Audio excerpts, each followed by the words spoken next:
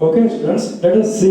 हम लोग ये क्लास 8 के लिए, ये क्लास 8th स्टैंडर्ड क्लास के स्टूडेंट्स के लिए है और ये लेक्चर 5 में हम लोग प्रोसीड कर चुके हैं। रिप्रोडक्शन इन एनिमल्स को आगे बढ़ाते हुए हम लोग लेक्चर 5 में प्रोसीड कर चुके हैं। और इस लेक्चर में देखते हैं और जानते हैं कि क्या खास होने जा रहा है और क्या खास नहीं होने जा रहा है। लेकिन खास नहीं होगा, खास नहीं होने का तो कोई सवाल ही नहीं। देखो, इस लेक्चर में हम लोग process of reproduction in humans, यानी कि ह्यूमंस में सारे बच्चे आ गए हैं ना? कोई और भी है? और जल्दी से गेट बंद कर जल्दी। देखो, process of reproduction in humans जो है वो हम लोग 2 स्टेप में कंप्लीट करेंगे कि कैसे आखिरकार रिप्रोडक्शन जो हो रहा है वो ह्यूमन बीइंग्स में, मानवों में, वो कैसे हो रहा है, आखिरकार कैसे हो रहा है। तो 2 ही स्टेप है जिसके माध्यम से समझा जा सकता है। जो पहला स्टेप है उसका नाम है क्या? फर्टिलाइजेशन, यानी कि फर्टिलाइजेशन होगा सर, और उसके बाद क्या होगा? जब फर्टिलाइजेशन होगा तो जाइगोट का फॉर्मेशन होगा, फिर एम्ब्रियो बनेगा और फिर जाकर के फाइनली फ्यूटस बनेगा और उसके बाद एक फुल्ली डेवलप्ड बेबी का निर्माण होगा। क्लियर है यहाँ तक? तो सबसे पहला स्टेप है जिसके बारे में हम लोग समझेंगे वो है फर्टिलाइजेशन। पहला प्रोसेस है फर्टिलाइजेशन और दूसरा प्रोसेस होगा कि डेवलपमेंट ऑफ एम्ब्रियो। तो सबसे पहले जानेंगे क्या? तो सबसे पहले हम लोग जानेंगे कि फर्टिलाइजेशन आखिर हुआ तो हुआ कैसे, कैसे होता है, कहाँ होता है, किधर होता है, किसके द्वारा होता है और कैसे नहीं होता। क्लियर है? तो चलो सीखते हैं। ये पहला हो रहा है, ये फर्स्ट है, ये फर्टिलाइजेशन। जैसे कि मैंने कहा ना कि 2 प्रोसेस है, फ्लावरिंग और द 2 प्रोसेस। पहला फर्टिलाइजेशन, दूसरा डेवलपमेंट। पहले ये लिखो, फिर पहले का हेडिंग डालो फर्टिलाइजेशन, फर्टिलाइजेशन। ये हेडिंग डाल दिया तुमने जी। अब ये हेडिंग के नीचे ये फिगर ड्रा करना। ओके, कर लिया? Very good. चलो देख लो, एक बार देख लिया, अच्छी बात है। अब वो चलो देखते हैं कि कैसे, आखिर हाउ इज इट पॉसिबल। देखो, बंद करो उसको। चलो, सबसे पहले क्या हुआ कि जो मेल पेनिस के द्वारा जो स्पर्म है वो वेजाइना में कलेक्शन हो जाएगा, यानी कि जो ह्यूमन बीइंग्स है, जो भी मेल है, पुरुष है, वो स्पर्म को कहां कलेक्ट कर देगा? इस वेजाइना में। क्लियर है? और इस वेजाइना के थ्रू, सर्विक्स के थ्रू होते हुए, तैरते हुए, क्यों? क्योंकि जो हमारा स्पर्म है उसके पास में क्या है? टेल है। और टेल का क्या करना? निकलो यहां से जल्दी से, हटो। टेल के क्या काम है जी? कि वो हिलते डुलते रहेगा, हिलते डुलते रहेगा? नहीं, इसको रहने दो। हिलते डुलते रहेगा कि नहीं रहेगा? तो टेल की मदद से ये जो स्पर्म शांत हो जाओ ना, टेल का जो मदद से ये जो स्पर्म है वो क्या करेगा? वो स्विमिंग करेगा, तैरेगा। किधर है जी? और ये धीरे धीरे आगे बढ़ेगा। ऐसा है कि ये जो स्पर्म जो रिलीज होगा वो लगभग की संख्या में होगा, इसमें कोई शक नहीं है। मैंने स्पर्म जब टॉपिक क्लियर कर रहा था तो मैंने उसी समय तुझे बतला दिया, हर चीज सिखला दिया। अब बारी आता है, जान लो, सीख लो, जानने का मौका मिल रहा है, देख भी लो। क्लियर है? अब यहाँ से जब ये आगे बढ़ा तो क्या होगा कि स्पर्म को क्या पता है कि किधर एग रिलीज करेगा, राइट साइड की लेफ्ट साइड, उसको कुछ भी नहीं पता किधर जाना किधर नहीं जाना। इसीलिए क्या होगा, इसीलिए जो स्पर्म है वो हर एक जगह जाएगा। ये जो यहाँ से जब यहाँ जब वेजाइना में आया है तो यहाँ से तैरते हुए स्पर्म आगे जाएगा और यहाँ तक आएगा, यहाँ टकराया, फिर इधर जाना का प्रयास करेगा, कुछ इधर जाएगा। तो मैं एक बात बताओ कि इतना सारा स्पर्म जब वो रिलीज किया हुआ, तो ऐसा है कि कुछ मान लिया जाए कि ये जो फीमेल रिप्रोडक्टिव सिस्टम का जो ये स्ट्रक्चर है वो ऐसा जरूरी थोड़ा ऐसा है क्या एक साथ दोनों एग को रिलीज करेगा? ऐसा नहीं होता है। वो होता भी है तो पता नहीं क्या होता है कि नहीं होता, नहीं होता है। एक बार में एक ही ओवरी जो है वो एक्टिवेट रहेगा और जिस साइड को ओवरी एक्टिवेट रहेगा, जो एग को प्रोडक्शन करेगा, उधर ही ना फर्टिलाइजेशन होगा जी। जैसे कि अगर अभी मैंने इस केस में मैंने क्या किया है कि जो इस तरफ राइट साइड का जो ओवरी है, मैंने उसको ऐसा मान लिया कि उधर अभी एक्टिवेट नहीं कर रहा, उधर काम नहीं कर रहा, उधर एग्स का प्रोडक्शन नहीं हो रहा, और लेफ्ट साइड का जो ओवरी है उधर प्रोडक्शन हो रहा है। क्लियर है? तो ऐसा है, इधर प्रोडक्शन हो रहा है लेफ्ट साइड में, तो जो हमारा स्पर्म यहाँ से तैरते हुए इधर आएगा, ये राइट साइड में, इधर इस साइड, तो ये तो ऐसे ही मर जाएगा, खत्म हो जाएगा। और जो कुछ भी यहाँ पे आया है तो ये भी मर जाएगा, खत्म हो जाएगा, और कुछ तो यहीं पे मर जाएगा, खत्म हो जाएगा। और क्या होगा कि जो कुछ भी यहाँ से गया और जो कुछ भी जा रहा है यहाँ तक नहीं पहुंच गया।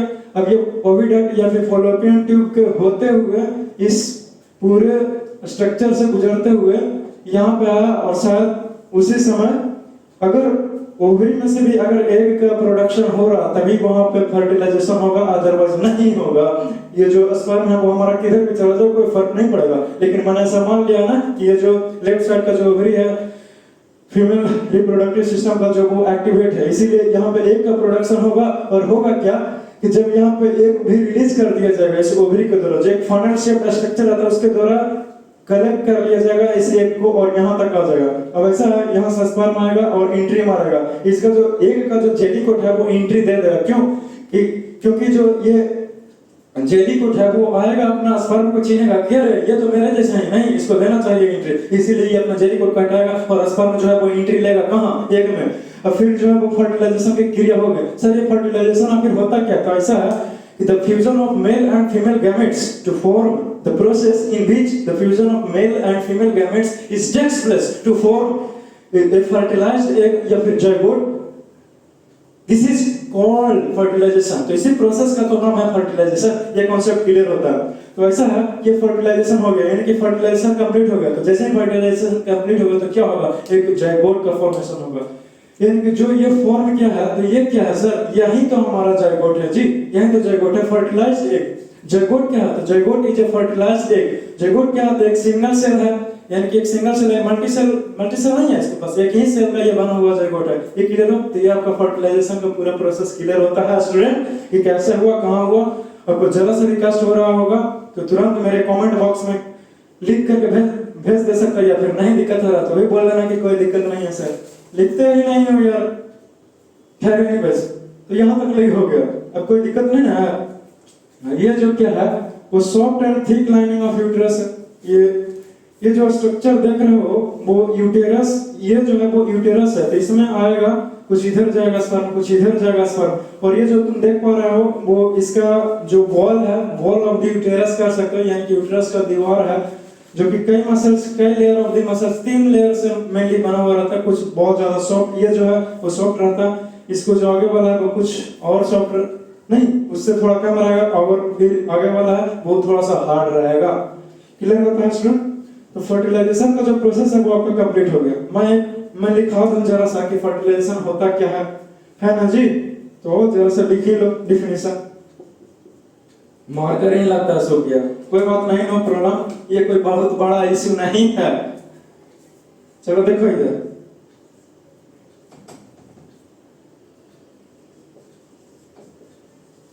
लिखेंगे the process in which the fusion of क्या male and female gamete, male and female gamete क्या होगा जी? बोलो जल्दी से। टेक्स प्लेस क्यों? To form a zygote. एक जाइगोट को बनने के लिए, एक जाइगोट के बनने के लिए लिख देते हैं जी, देन बाद में देख लियो, देन इट इज कॉल्ड। तो इसी को तो हम लोग फर्टिलाइजेशन किए कहे हैं स्टूडेंट, फर्टिलाइजेशन। तो इसी को हम लोग फर्टिलाइजेशन कहते हैं। क्लियर हो गया कॉन्सेप्ट? फर्टिलाइजेशन किसे कहते हैं? और कुछ है नहीं ना? तो फर्टिलाइजेशन ये आपका कंप्लीट होगा। पहला चरण पार कर गए, रिप्रोडक्शन इन ह्यूमंस, यानी कि जो कोई भी फीमेल है वो बच्चे को कैसे जन्म देती है। पहला प्रोसेस कंप्लीट किया है हमने, एक ही सीढ़ी को क्रॉस किया है। और जब मैं डेवलपमेंट ऑफ एम्ब्रियो में एंट्री लेता हूँ उसमें पूरा एकदम सारा डिटेल्स में सब कुछ बताते हैं कि आखिर कैसे हुआ और कैसे नहीं हुआ। क्लियर है? तो यहाँ तक ले किसी को दिक्कत हो तो बोलेगा जल्दी से, नहीं? तो ठीक है, वेरी गुड। मुझे लग ही रहा था कि ऐसा करिश्मा तुम ही कर नहीं सकता है। चलो देखो,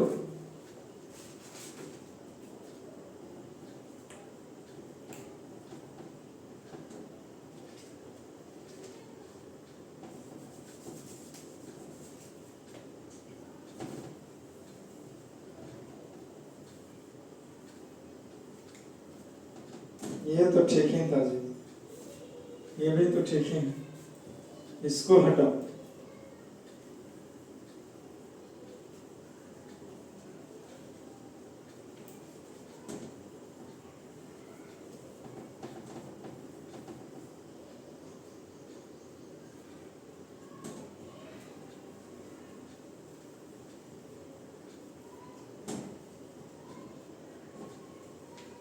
चलो ठीक है, देखिएगा जल्दी से देख लो।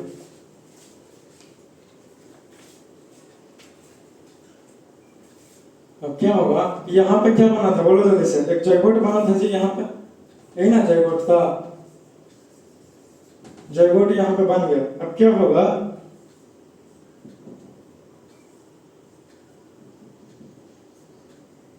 क्लियर है?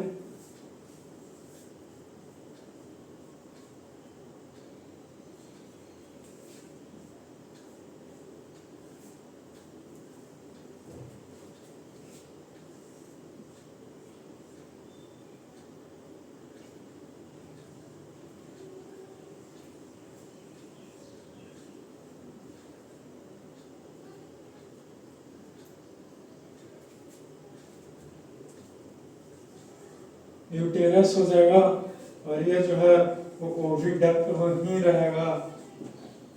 चलो ये तो भेजाना है।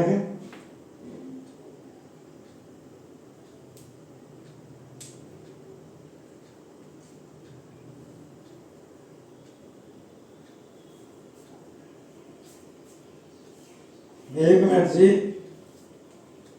चलो हटाओ इसको, हटाओ। चलो देखो, अब ये भी लिख लिया, ये पहला स्टेप में लिखना था प्रोसेस, ये अब इसका नहीं लिखना है, ये नेक्स्ट टॉपिक में प्रोसीड कर चुका हूं। ये दूसरा देख रहे हैं हम लोग, दूसरा।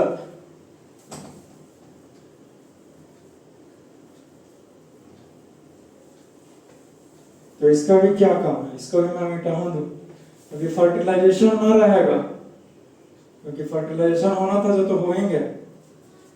अभी ये पहला चरण खत्म हो गया। चलो ठीक है, देखेगा। चलो अब हम लोग प्रोसेस जो है वो दूसरा प्रोसेस में हम लोग एंट्री ले चुके हैं, और मैं तुझे बताने वाला हूं और समझाने वाला हूं कि इम्ब्रियो का फॉर्मेशन, इम्ब्रियो का निर्माण, इम्ब्रियो का डेवलपमेंट कैसे होगा, कैसे होगा। क्लियर है? क्लियर है। चलो और तो समझने का प्रयास करते हैं। क्लियर है? और रेडी? 1.5 सेकंड का टाइम दे रहे हैं, जल्दी से आपस में बात कर लेगा।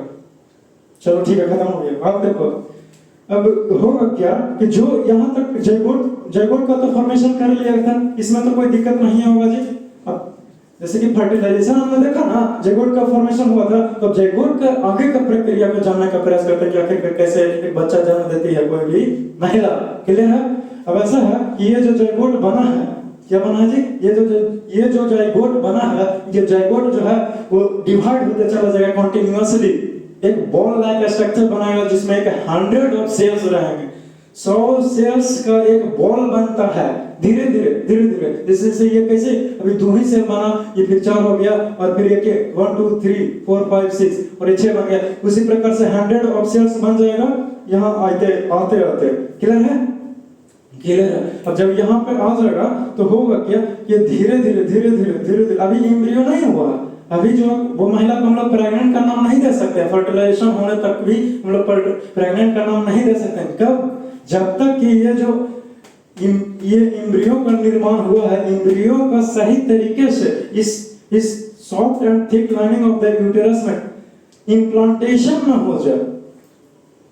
ये एम्ब्रियो है वो चल करके आ रहा है, और यहाँ पे एक इसके ऊपर एक लेयरिंग रहता है, गम टाइप का, गोंद टाइप का, वो एक फटता है, बाहर आता है, और ये जो एम्ब्रियो है वो इस यूटेरस के सॉफ्ट मुलायम दीवार में जाकर के चिपक के जाता है। क्लियर है? जैसे कैसे गम से कोई चीज को चिपकाता है, ठीक उसी प्रकार से यहाँ पे चिपक जाता है। अब यहाँ तक नहीं हो गया।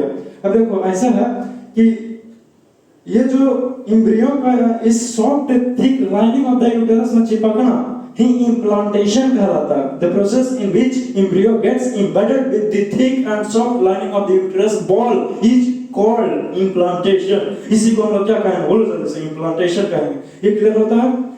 तो ये इम्प्लांटेशन हो गया। अब होगा क्या कि जब ये एम्ब्रियो बन चुका है और इम्प्लांटेशन भी हो सकता है, तो यही एम्ब्रियो क्या करेगा, ये एनर्जी लेगा, न्यूट्रिशन लेगा, कहां से ऐसा है कि इसी soft lining of the uterus से लेगा ना, क्यों? क्योंकि इसी के पास तो चिपका हुआ है ना, यहाँ से लेगा, यहाँ से लेगा, इधर से लेगा, यहाँ से नहीं जी, तो जहाँ पे चिपका हुआ उसी सेल से तो लेगा ब्लड, हर एक चीज न्यूट्रिशन सब। जैसे जैसे ये न्यूट्रिशन लेगा पाएगा, ये धीरे धीरे क्या होगा, एम्ब्रियो जो है वो ग्रो करेगा। कह सकता है कि न्यूट्रिशन को खा पी करके तगड़ा होगा और धीरे धीरे एक फीटस का निर्माण करेगा। क्लियर है सर? ये एम्ब्रियो क्या होगा सर? मैं एक्सप्लेन कर रहा हूँ, जस्ट लिसन टू मी। ऐसा है कि एम्ब्रियो क्या होगा, एम्ब्रियो जो है वो एक जाइगोट का मॉडिफाइड रूप है, जो कि एक बॉल का निर्माण करता है, जो कि 100 ऑफ सेल्स रहता है उसमें, और इसी चीज को हम लोग एम्ब्रियो का नाम दिए हैं। क्लियर है? या फिर एम्ब्रियो को और डिफिनेशन दे सकता है कि embryo is the early stage of unborn child. जो बच्चा जन्म नहीं दिया, एक फर्स्ट स्टेज है, पहला चरण नहीं है। क्लियर है सर? ये एम्ब्रियो जो है वो क्या रहेगा, तो ऐसा है कि जो एम्ब्रियो है उस समय कुछ भी नहीं पता चलेगा कि क्या हो रहा है क्या नहीं हो रहा, माने कि कुछ भी अनरिकॉग्नाइजेबल है। बच्चा जो है वो कैसा दिख रहा है क्या, क्योंकि कुछ भी डेवलपमेंट नहीं हुआ। लेकिन जैसे ही 4 हफ्ता गुजरेगा, 1 से 2 महीना जैसे ही गुजरेगा, इस एम्ब्रियो पर जब लाइनिंग से चिपका है, तब एक फीटस का निर्माण करेगा। और जब फीटस जो है वो कुछ हफ्तों तक लगी, 8 वीक्स तकरीबन गुजरेगा। तो ऐसा है, शुरू से लेकर 8 वीक जब गुजरेगा तो थोड़ा बहुत बॉडी पार्ट्स दिखने लगेगा। क्लियर है जी? दिखने लगेगा। और जब फीटस अच्छे तरीके से थोड़ा और डेवलप कर जाएगा और वेल डेवलप हो जाएगा, तो हर एक चीज रिकॉग्नाइजेबल रहेगा। लेकिन पहला ये इम्प्लांटेशन से फर्स्ट 4 वीक में कुछ भी रिकॉग्नाइजेबल नहीं रहेगा, क्लियर हो जाना चाहिए। लेकिन जैसे ही 8 वीक्स जाएगा या फिर 10 वीक्स, तो थोड़ा बहुत रिकॉग्नाइजेबल है। अभी कुछ भी डेवलप नहीं हुआ, हैंड का भी निर्माण नहीं हुआ, आंख भी नहीं बना, हार्ट भी नहीं बना, कुछ भी नहीं। लेकिन धीरे धीरे क्या होगा कि जैसे जैसे इसको न्यूट्रिशन मिलते जाएगा, किसको? इस एम्ब्रियो को नहीं, फीटस को। तब वो क्या करेगा कि धीरे धीरे और अच्छे तरीके से वेल डेवलप करेगा। क्लियर है? वेल डेवलप करेगा। अरे इसी यूटेरस में, ये तो अभी चिपक गया है, जब ये बड़ा होगा तो पूरे के पूरे इस यूटेरस में जो बच्चा है वो पूरे तरीके से आ जाएगा, पूरे तरीके से बड़ा हो जाएगा। क्लियर है? क्लियर है।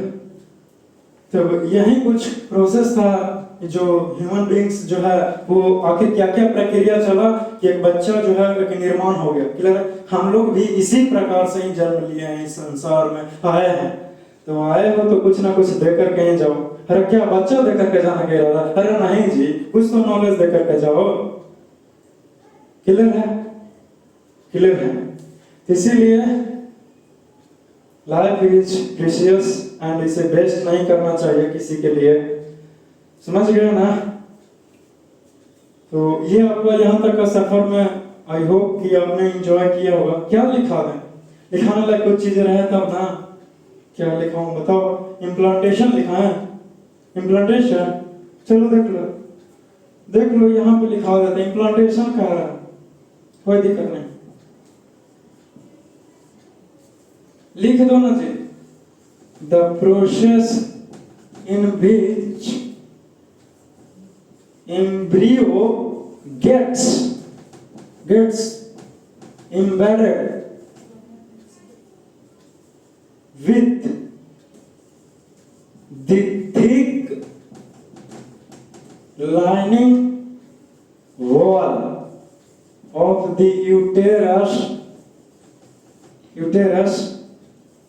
is called implantation। इसी को हमने नाम दिया, हमने क्या नाम दिया कि इसी को नाम है इम्प्लांटेशन। प्लांटेशन मैंने पौधा लगा है यहाँ पे, इम्प्लांटेशन एक प्रोसेस का नाम है। क्लियर हो जाना चाहिए। चलो ठीक है। अब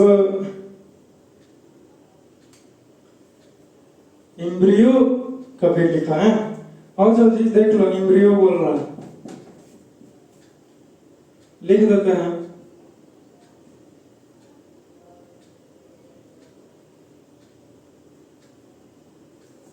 लिख दो ना, embryo is the stage when is the early stage of an unborn baby early stage शुरुआती का दौर, इसी को एम्ब्रियो कह देंगे, जिसमें बॉडी पार्ट्स रिकॉग्नाइजेबल नहीं रहता है, इसी को एम्ब्रियो कह दे। एक लाइन में लिख लेना चाहिए, ज्यादा बड़ा करने की कोई जरूरत नहीं। फीटस भी और उसको खाली छोड़ेगा।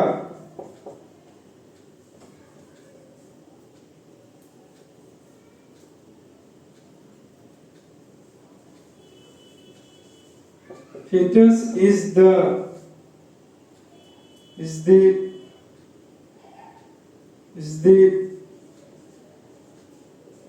developed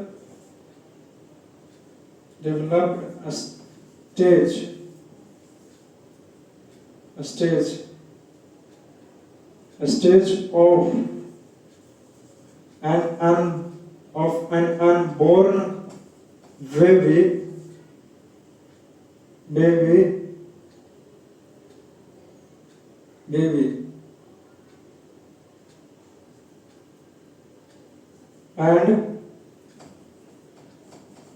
and their body parts can be recognized.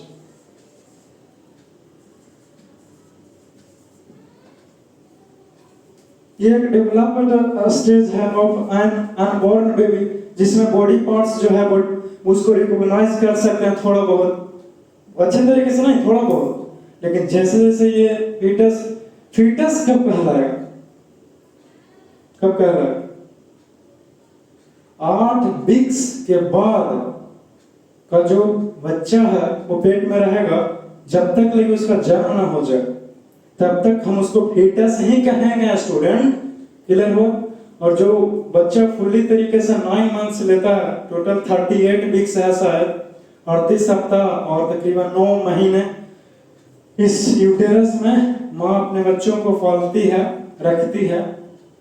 और फिर जब वो डेवलप्ड हो जाता है आफ्टर 9 मंथ्स, जो भी उसका फिजिशियन है, तो इस वेजाइना के थ्रू बच्चा जो है वो बाहर आ जाता है, अगर एक हेल्दी वुमन रहे तो। नहीं तो फिर डॉक्टर के पास जाते रहना, चीर फोड़ करके निकाल देगा। क्लियर है? क्लियर है। और एक बात याद रहे कि इस जो एम्ब्रियो है वो एम्ब्रियो को एक सही उचित समय के अनुसार इसका यहाँ पे चिपकना बहुत जरूरी है। कभी कभी क्या होता है कि केयरलेस के कारण, जैसे कोई महिला होती है बिगड़ायल टाइप का, बदमाश टाइप का, वो जैसे तैसे मन की रहती है, सुने तब ना किसी के बात, सुनवे नहीं करेगी।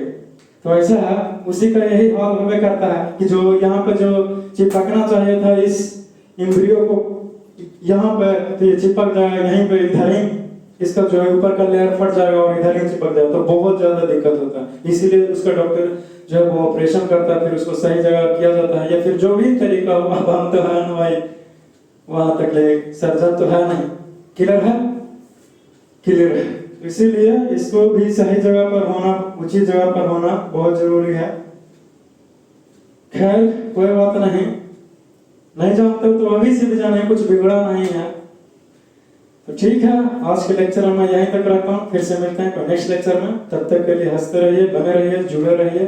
जुड़े रहने के लिए क्या करना आपको पता नहीं है।